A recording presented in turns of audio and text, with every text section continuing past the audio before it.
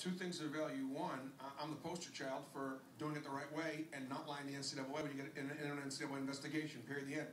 I think the second thing is there is a little bit of perspective. I think the assistant coaches have done a terrific job. And I think the kids, there are times when things don't go so well, body language gets bad. And we've got to stay positive in spite of, not playing well or not making shots. And you can sort of see that when you're not in the huddle, but you're outside the huddle. All right, big test today against UConn, non-conference. Give us the scouting report. Yeah, the reward I get is I got to get to coach here at UConn. Thank you very much for allowing me to do this. Kemba Walker, and then he's a great player with talented young players. And yet, I think they're better when he does get those other guys involved. But you got to game plan him. You got to know exactly where he is at all time and crowd him. He's unbelievable in open space, great in transition. We got to have to play very, very well on both ends of the floor to get out of here with the W. Tennessee head coach Bruce Pearl. It's Tennessee and UConn coming up. Timmy, back to you.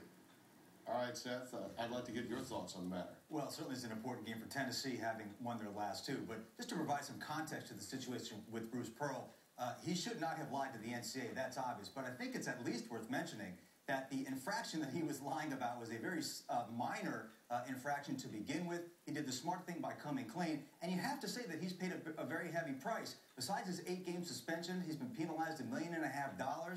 He's off the road recruiting for a year. The NCAA may give him an additional hammer. I have no problem if at the end of the day, which I think that Mike Hamilton is going to do, the athletic director for Tennessee, I think that Bruce Pearl will be able to keep his job, and I don't have a problem with that. By this time next year, the NCAA will have made its decision, and I think at some point you move on. And just a quick note, by the way,